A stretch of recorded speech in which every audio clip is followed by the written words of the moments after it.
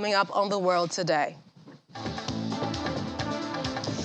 Engine problem sinks NASA's launch of first rocket in its Artemis project, which aims to send astronauts back to the moon.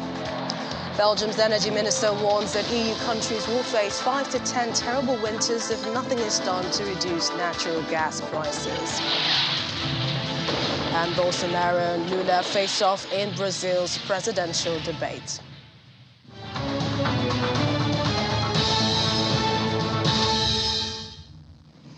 Welcome to the program. I'm Millicent Walker in Lagos. As the Russia-Ukraine war enters its 187th day, let's take a look at the main development. We begin with Russia's defense ministry saying that Russian forces shot down a Ukrainian drone which was trying to attack the Zaporizhzhia nuclear plant. The defense ministry spokesperson, Igor Konashenkov, said the drone was shot down by Russian troops placed on the roof of one of the buildings of the nuclear plant Sunday. It said there was no serious damage and radiation levels were normal.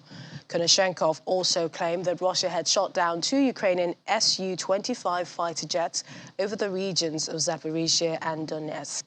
Both Russia and Ukraine have denied shelling the Zaporizhzhia plant in recent weeks, while each accusing the other of doing so. The United Nations nuclear watchdog has sent a mission of inspectors to the plant, which has been under Russian control since March. Meanwhile, with fears of mounting of a nuclear accident in Ukraine still haunted by the 1986 Chernobyl disaster, Zaporizhzhia authorities handed out more iodine tablets to its residents today. Distribution of tablets started Friday in the city's eastern Kortitsky district after Zaporizhzhia nuclear power plant was temporarily disconnected.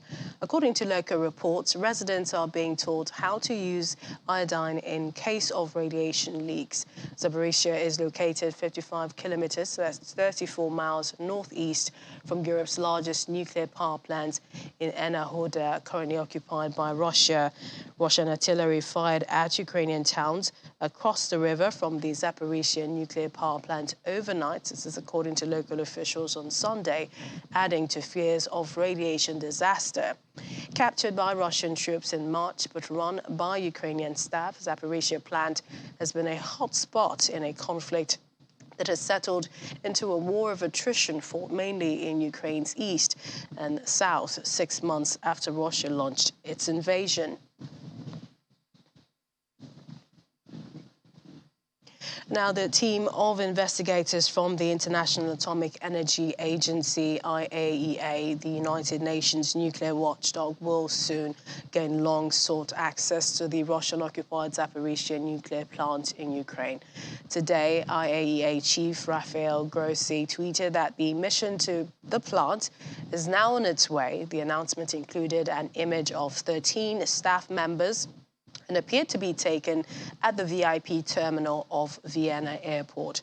He said, "We must protect the safety and security of Ukraine's and Europe's biggest nuclear facility." He said that he is proud to lead the mission, which will be in the Zaporizhzhia nuclear power plant later this week. The trip is set to cap months of negotiations surrounding access to the plant, which Russia seized shortly after invading Ukraine February 24. Fighting around the facility continues, with both sides accusing each other. Meanwhile, the Kremlin has called on the international community to pressure Ukraine to reduce military tensions at the Zaporizhzhia nuclear plant, accusing Kyiv of putting the whole of Europe at danger ahead of a visit by the United Nations nuclear watchdog. Kremlin spokesman Dmitry Peskov also said Moscow was not talking about the possibility of a demilitarized zone at the plant, something the United States has urged it to implement. Both Russia and Ukraine have denied shelling the plant in recent weeks. French President Emmanuel Macron welcomed Polish Prime Minister in Paris today to discuss developments in the Ukraine crisis. Speaking alongside the Polish Prime Minister, Macron said there will be a first meeting in Prague in coming weeks to discuss creating a new European political community to address political and security-related challenges facing the continent, as well as Ukraine's and Moldova's candidate status in the bloc. The main worry for now, Macron said, lies on ensuring the security of Ukraine's Zaporizhzhia nuclear plant. Captured by Russian troops in March, but run by Ukrainian staff, it's really been a conflict there, with both sides and the war of attrition being fought, fueling fears of radiation disaster. The Polish Prime Minister, who will address French bosses group MEDEF later today, also called for European solidarity in the face of the Ukraine situation. He said Europe is now in a sort of geopolitical map, and in the meantime, someone else is furnishing the world, not necessarily the way we want it. He continues, this is why we either quickly wake up or the time will slip through our fingers. Well, joining us right now is Foreign Affairs analyst Confidence McCarry for the latest. Thank you for joining me on the program. Thank you for having me. Can you hear me? Loud and clear, we can. All right, let's begin. This is also the team from the United Nations nuclear watchdog on its way, we understand, to Zaporizhzhia's nuclear plant. What do you think they will find when they get there? Well, in the first place, the major concern is that, what's got the IAEA worried is that there have been claims that consistent action around the nuclear plants has cut off electricity supply to these plants, as well as puts its backup batteries in danger. And so for now, the walls that are built around the facility have sort of walled in the nuclear reactors, and where the staff itself, the Ukrainian staff that has been working there since March, has been walled in. But the fear is that consistent action and the lack of electricity supply is going to make the pool that is supposed to cool some of the reactors, to not to function, and as a result, it's going to lead to a nuclear meltdown. And if this happens, we're talking about the largest nuclear facility, the nuclear plant in Europe, built in the 1970s. So we're looking at a Soviet era, a Chernobyl-like disaster in our hands for something that was built during the Soviet Union. And so I think the IAEA's move to go there is quite timely, because any kind of casualty that is going to be born out of a possible disaster is going to rival the casualties that has happened since the conflicts began in February. That the Mr. Grossi is leading this team, and so it's also a very an important and very careful safety measures that they will be taking going to that particular place. But as the nuclear watchdog, so to speak, they have to be what's the word now? Neutral in this regard, seeing as this is happening. Russia is invading Ukraine, although they call it a special military operation, but then they need to not take sides, right? Yeah, the initial IAEA request to visit the sites was rebuffed by the Ukrainian government, because President Zelensky thought that such a visit by an international body would be giving international backing or legitimacy to Russia's actions in the country. And he was afraid that such a move were going to legitimize it, especially in the eyes of international communities. I need to add here that when sanctions started to roll out against Russia in early March, not every country in the world supported such moves. And so there are still some other countries that have refused to actually call it an invasion. Some other people are also towing the official Kremlin line of calling it a special military operation. And, so that was Zelensky's initial premonition or misgivings about such a visit. But from the Kremlin side, they have been the ones more enthusiastic about the IAEA's visit, not necessarily because it legitimizes the occupation of the power plants, but according to the Kremlin, it wants the world to see exactly what is going on, maybe perhaps as a kind of a PR objective in mind, to burnish its image or burnish its credentials. And yes, you could see that it sort of puts the international community, and especially the IAEA, in a bind as a non-political organization, which tends to nuclear issues. But if the green shipment agreement that we had a few weeks ago is anything to go by, I think even in the course of the war, we've been able to find some kind of a diplomatic workaround that does not exactly legitimate or point fingers at any side. Let's talk about the EU defense and foreign ministers meeting this week to discuss options for setting up an EU military training mission for Ukrainian forces. They're also planning to look into calls by some members to ban Russian tourists from entering the bloc. Looks like the Russian population are now set to pay for the actions of their government. Yeah, I think they've been paying for the actions of their government since the problem began. If you recall, Wimbledon that happened in May, the organizers of the event refused to admit Russian athletes there. People like Victoria Azarenka, as well as Dmitry Medvedev.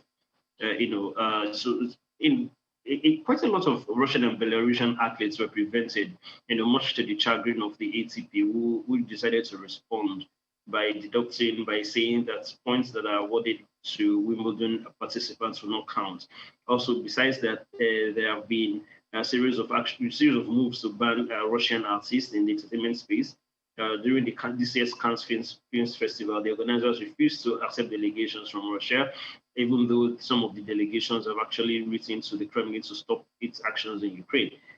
So before now, they've been paying for it. I was in Moscow a few days ago, and some of the people who I talked to have kind of felt that they feel isolated, basically, because the people who have to carry out international transactions, the dollar is not readily available to them as it used to be available, as well as international travels, which they have to go through Turkey to go to the outside world.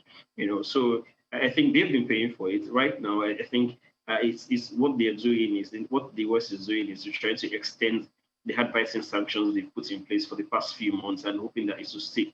But how well it will stick is another question entirely, because if it's entirely up to the Russian government, it has been able to find a way to work around these sanctions. I mean, the West pulled it out of SWIFT, the international payment mechanism for inter-country bank transfers, and then it suddenly developed a similar initiative with the Chinese. So for several other sanctions that have been met against the Russian economy or the Russian government, they have found a workaround around it. And I should also add that beyond that, we saw the killing of Daria Dugina, the son of the daughter rather of a political commentator, Alexander Dugin, who was killed in Moscow by a bomb which the Russian security service suspects its Ukrainian forces have carried it out, even though the Ukrainians have maintained a studied silence on it.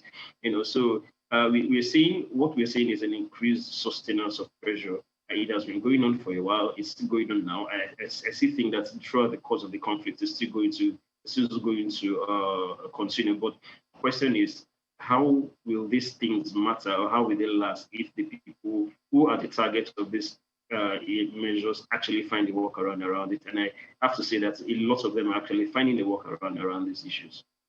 Let's go back to another meeting which has been taking place since the 1st of August. The UN Secretary General warning that the world faced a nuclear danger not seen since the height of the Cold War. Russia blocking the adoption of the joint declaration on the United Nations Nuclear Disarmament Treaty. It did criticize Moscow's military takeover of Zaporizhzhia nuclear plant. And essentially, this was to be expected, wasn't it? Yes, I do think that it was a long time coming.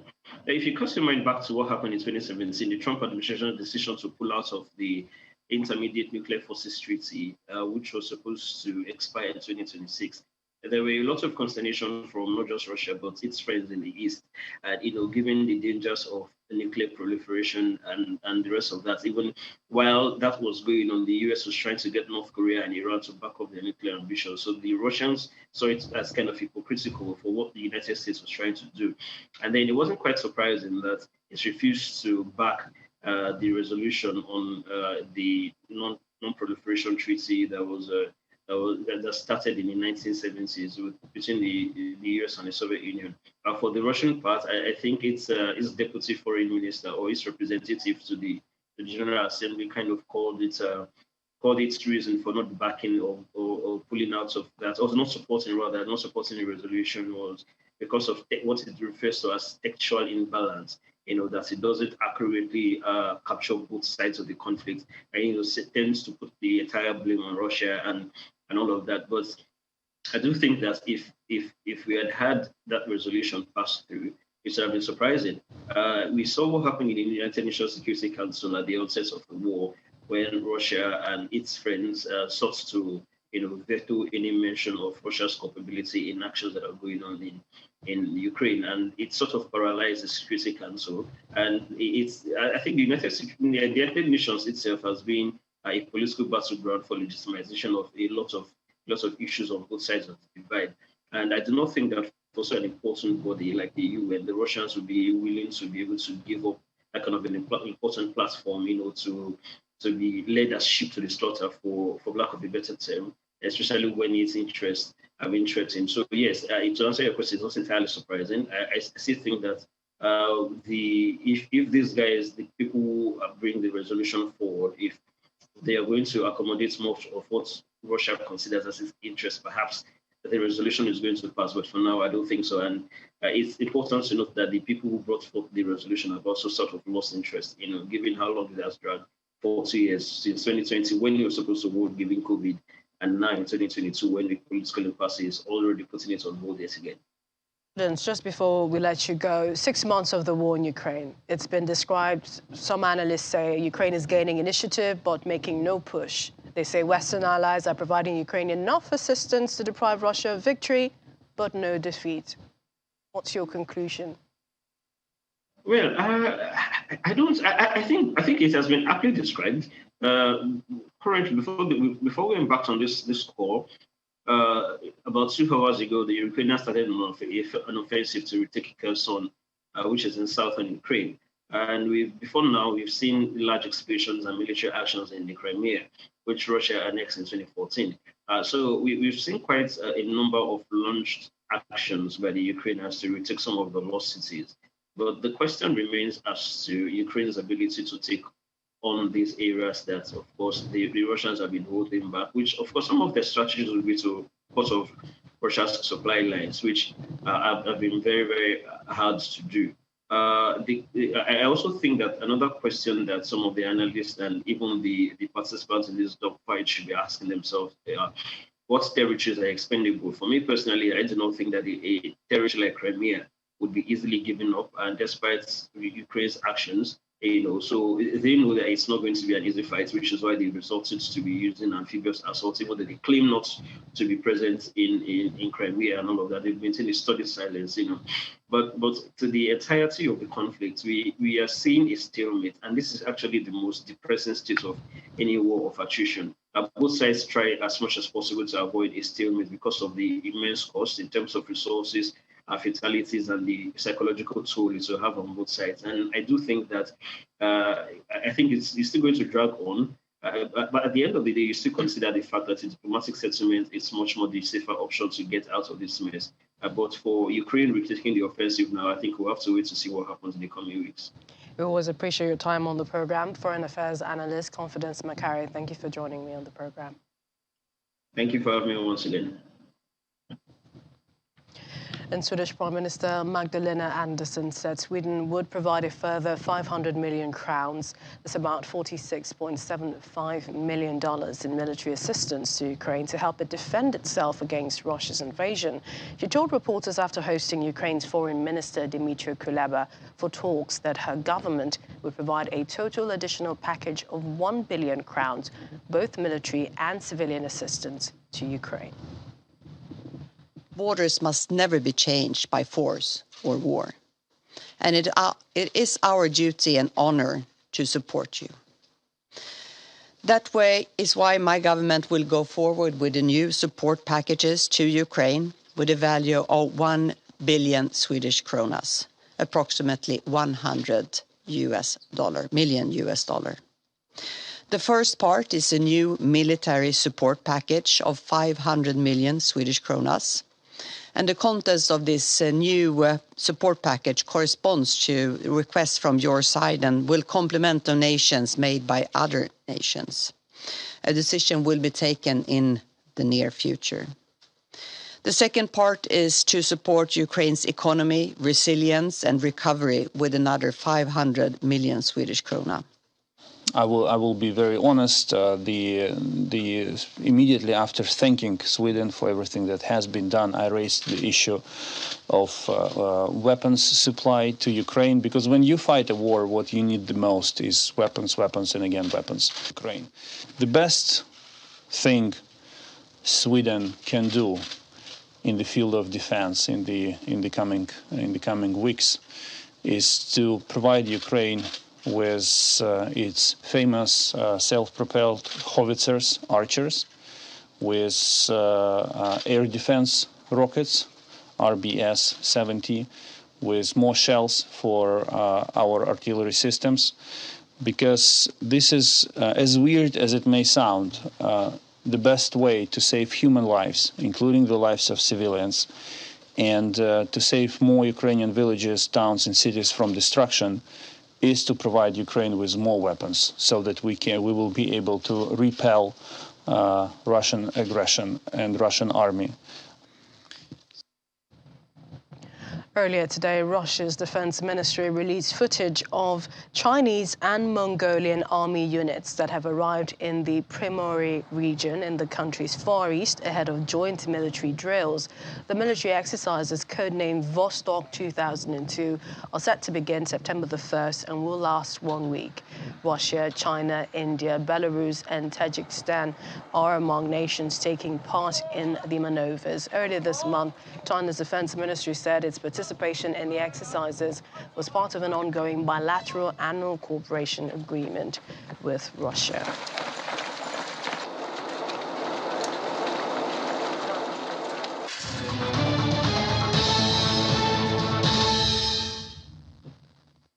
Coming up, it's a call for help as Pakistan's army chief appeals for help after deadly floods devastate the country.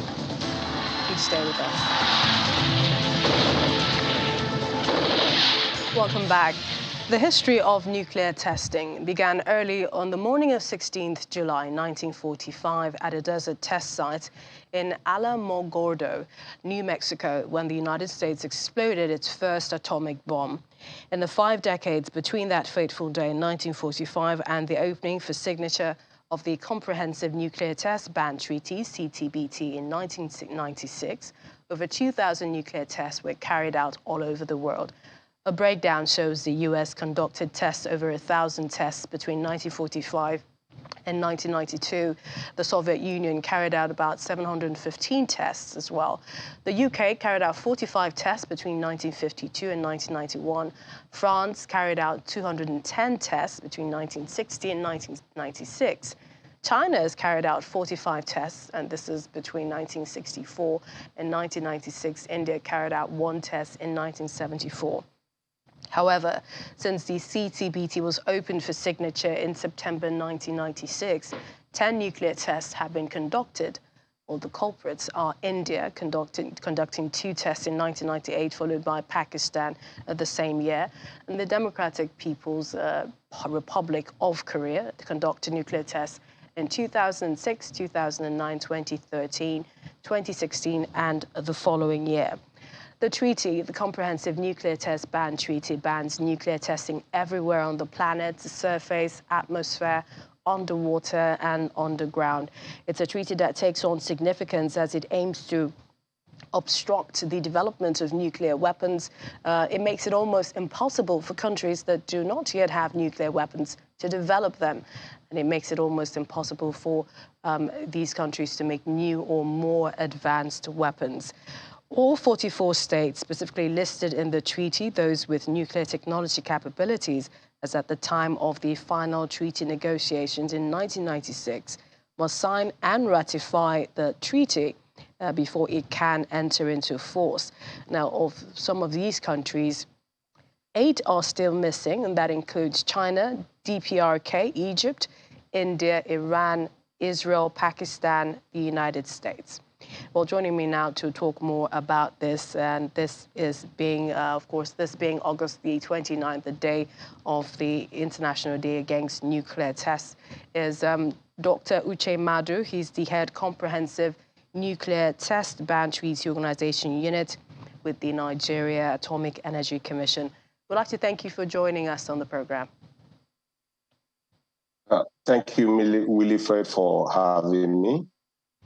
All right. Where is Nigeria in the question of nuclear energy, nuclear weapons, nuclear anything? I mean, is this a day that is significant for us?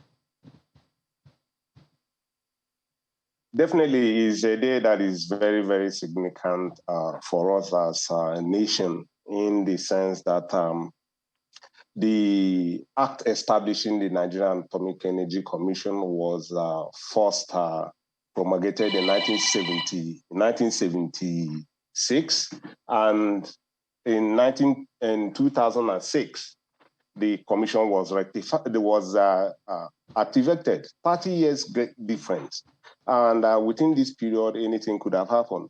But fortunately, when the commission was activated in 2006, we were given a roadmap to follow. And knowing that nuclear technology and its applications is capital intensive, the commission has been doing what is expected of it, and it's progressing in line with the lead line approved government roadmap. So this day is an important day because we are joining every other nation that allows peace to celebrate a day that is very, very important. Let's come back to this nuclear test. Are there nuclear tests that are taking place in Africa?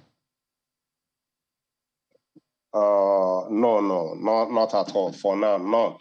And I don't think in the nearest future it will, because Africa is a nuclear weapon-free zone. In the year 2009, the Pelindaba Treaty came into force, and that was a treaty that all the African nations signed, saying we will not have any nuclear weapon in Africa. So no test is being foreseen in the near future in the African continent. So perhaps no tests by Africans themselves. What about tests by other parts of the world on the African soil? Most of the African countries that are part of the Pelindaba Treaty are also part of the CTBT. And knowing that the CTBT bans prohibits testing of any nuclear weapon on air, land, and sea. And it becomes an issue if it is carried out in any particular country in Africa.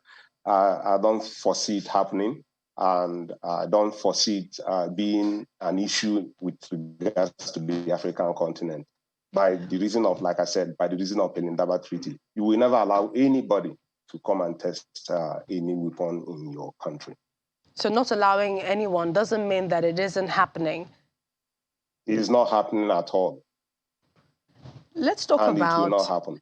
Let's talk about some of the nations that have signed and ratified the Comprehensive Nuclear Test Ban Treaty, CTBT. We understand some have ratified, but then a few countries did not sign. What's the implication of not signing or ratifying? If you don't sign, let's take, for instance, countries like Pakistan and India and North Korea that did not sign. You will agree with me that, especially those of them who have carried out the tests, they have placed themselves in a state where the international community is questioning the genuineness of their nuclear programs. So if you do not sign, you are saying to the international community, I don't want the world to be safe. For those who have signed and have not ratified, they have taken the first step in the process of building confidence in their nuclear power program. And once they ratify it, they have built a complete confidence on the globe as a whole. So, if for those who have signed and have not ratified, we are joining our voices as a nation to say, please kindly ratify this so that this treaty can come into force. Because once the treaty enters into force, it's going to be a treaty that will ensure that anyone on this planet Earth can sleep with his or her eyes closed.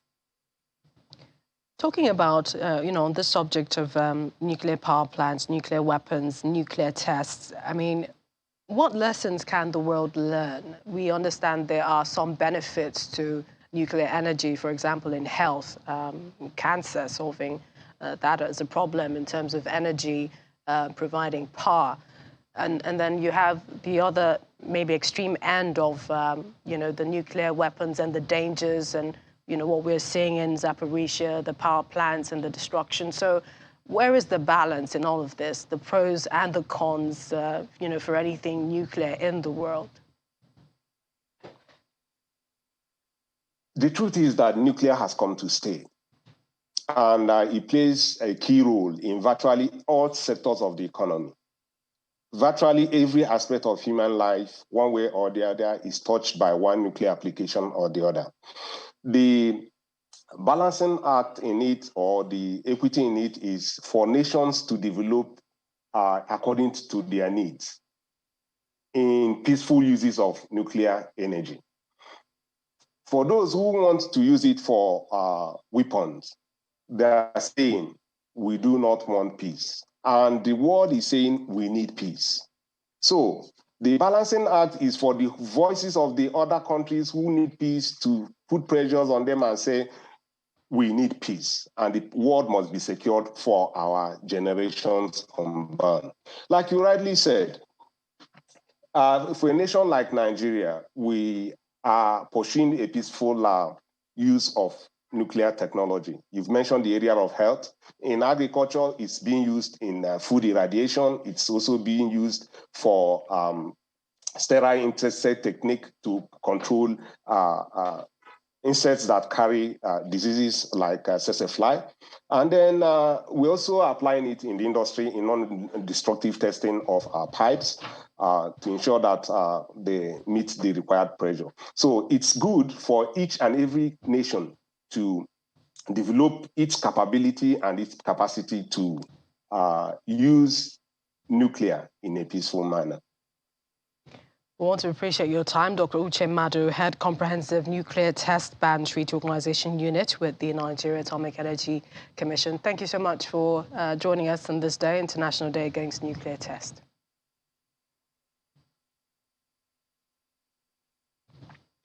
Well, we'll move on to one of our top stories today, an engine problem forcing NASA to postpone for at least 4 days the launch of its colossal next-generation rocket ship on a long-awaited debut test flight around the moon and back 50 years after Apollo's last lunar mission. The countdown was halted about 40 minutes before lunchtime as the 32-story tall two-stage Space Launch System, SLS rocket, and its Orion crew capsule awaited liftoff from the Kennedy Space Center in Florida. Disappointed spectators who had gathered around this site promptly packed up their chairs as U.S. Vice President Kamala Harris, who had arrived shortly ahead of the scheduled launch, greeted members of the NASA team. The U.S. Space Agency cited a problem on one of the rocket's main engines after launch teams had begun filling its core fuel tanks with supercooled liquid oxygen and hydrogen propellants. Mission engineers struggled to properly condition that engine to the right temperature for the launch. NASA did not give a new launch date, but said its first available backup launch opportunity was set for September 2nd. This is something they wanted to test during what? To other stories, Pakistan's army chief has made an appeal for aid as the military joined national rescue and recovery efforts following a devastating deluge of rain and floods which had left over 1,000 dead. Millions of Pakistanis affected by the worst flooding in a decade are in desperate need of aid. Authorities say they've been overwhelmed by the scale of the disaster, with the country's climate minister calling it a serious climate catastrophe.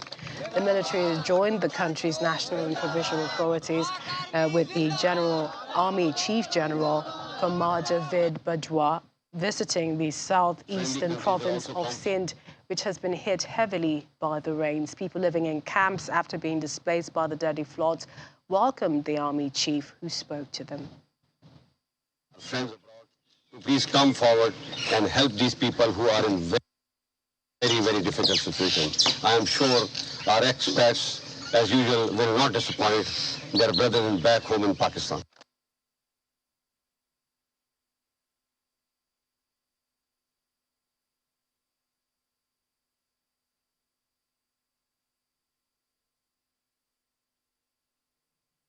Staying with Pakistan, in the Kapur, rows of date palm trees stand partially submerged in flooded orchards. The landscape a far cry from what it used to be after recent monsoon rains and flooding devastated crops and livelihoods. Historic monsoon rains and flooding both the north and south of the country have affected more than 30 million people and killed more than 1,000. The extreme weather also caused large-scale damage to date crops in the area, home to the 6th largest date production in the world. As per conventional practice, farm laborers had harvested the fruits and sown them on the tarpaulins in early July. However, early torrential rains washed away the crops, leaving open during the drying process, and unharvested fruits were also damaged after the trees were inundated by massive floodings. President of the Association of Traders of Dates and Grains in the Market, Mohammed Bashir Arin, said that according to his estimates, it's destroyed around 80% of the dates crop. From the rest of the 20%, he said he could say that 5 to 10% is damaged, which means that those are not of good quality. July's national rainfall was almost 200% above average, a senior official at the Meteorological Office told reporters, making it the wettest July since 1961. The country's climate change minister called the situation a climate-induced humanitarian disaster of epic proportions.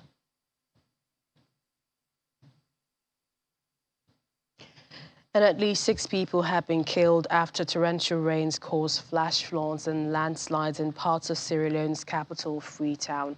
According to local media reports, the victims include a family of 3 who were killed after a mudslide destroyed 2 homes in an informal settlement in Looking Town, situated on a steep slope above the Kisi neighborhood.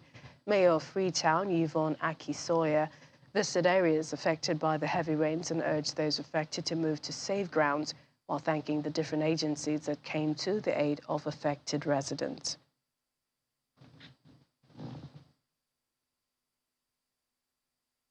Well, still in Africa, 340,000, that's the number of people that have now been impacted by catastrophic flooding in 11 of Chad's 23 provinces. According to the United Nations spokesperson, as of the 16th of August, the flooding had killed 22 people and caused extensive damage to homes, infrastructure, agricultural lands, and livestock. However, the UN, with its humanitarian partners, say they are supporting government-led responses to provide assistance in the east and N'Djamena. The other side of the coin is in Chad, where 340,000 people have now been impacted by catastrophic flooding in 11 of the country's 23 provinces. As of August 16th, the flooding had killed 22 people and caused extensive damage to homes, infrastructure, agricultural lands, and livestock. It also sent the rates of malaria skyrocketing and has heightened fears of cholera outbreaks. We, along with our humanitarian partners, are supporting the government-led response to provide life-saving assistance, including food, health services, shelter, and other essential supplies. So far, we've reached around 30,000 people in the east and in N'Djamena. We're wrapping up our efforts to reach more people. And our team yesterday called for financial support from donors. The humanitarian needs prior to the floods were only funded at 34% as of mid-August, with $171 million received out of $510 million needed.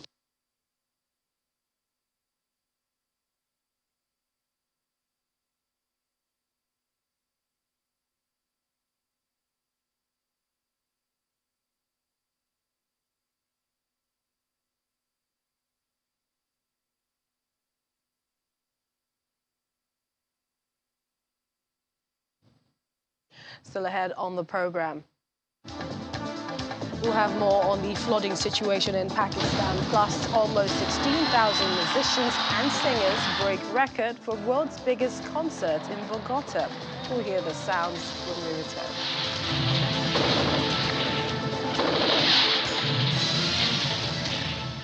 Welcome back, viewers. Ayaz Go joins me now from Islamabad on the Pakistani flood situation.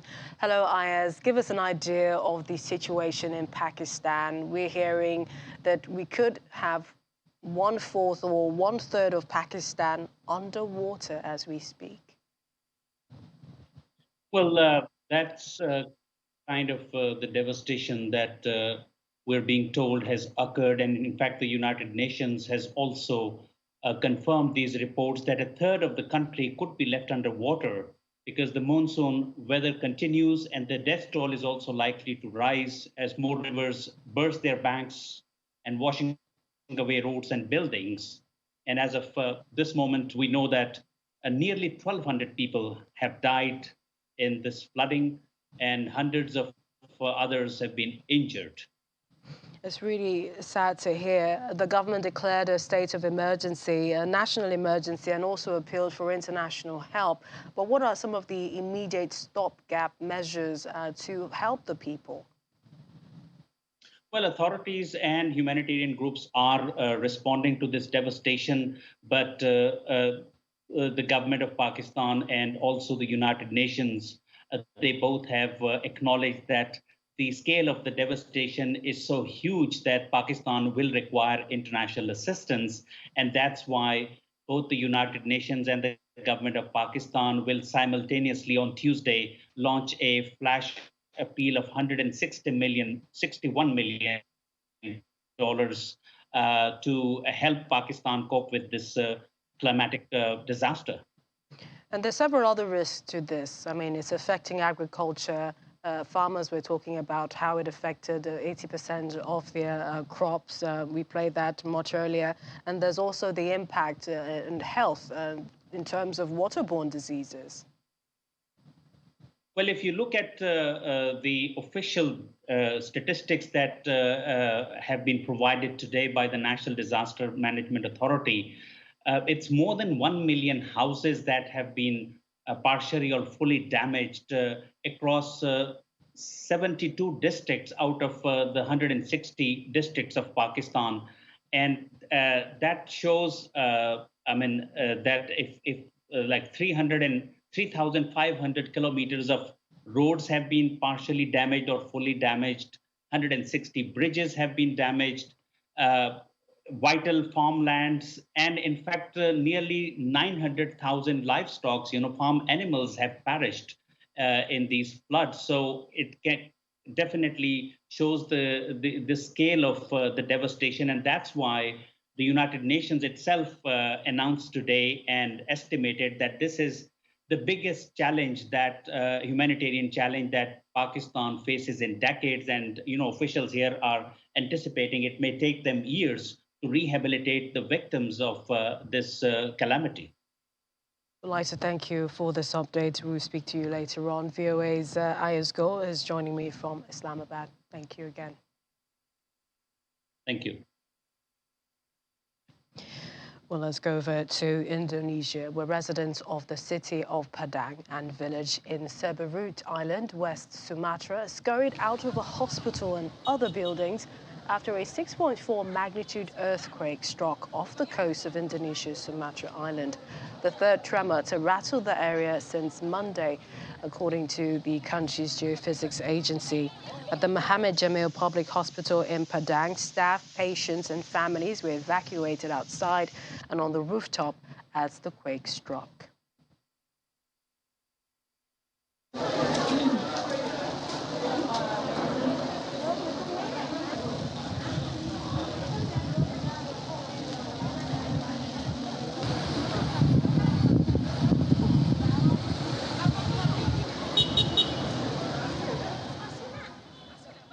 And to politics, Brazil's far-right president Jair Bolsonaro and left-wing former leader Luiz Inácio Lula da Silva, they've taken part in a fiery first television debate ahead of October's general election.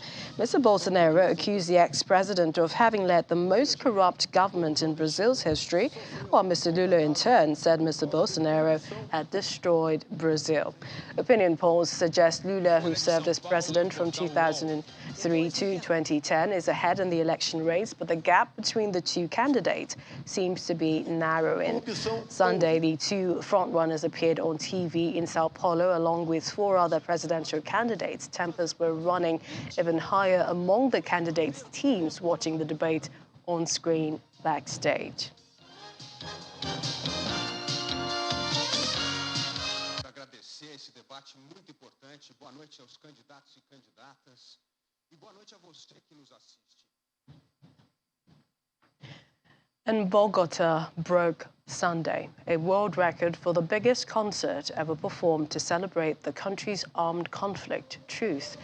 Around 16,000 musicians, singers and children's choirs grouped together by the Bogota's Philharmonic Orchestra performed, among others, Beethoven's 9th Symphony and Latino America, originally from the Puerto Rican group Cali 13, famous throughout Latin America for its lyrics criticizing social and political issues. The event to break the record of the world's biggest concert in Bogota's Simon Bolivar Metropolitan Park was set to honor Colombia's Truth Commission's final report, which was released in June.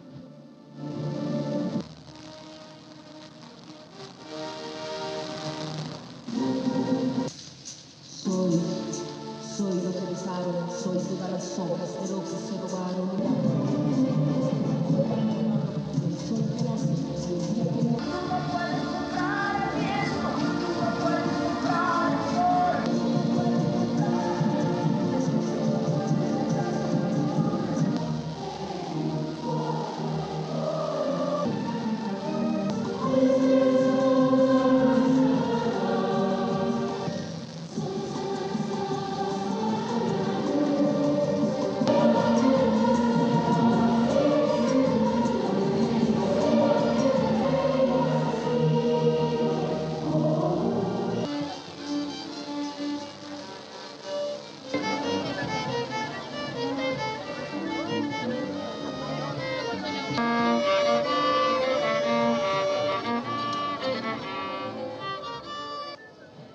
Coordinating 16,000 people. That's amazing.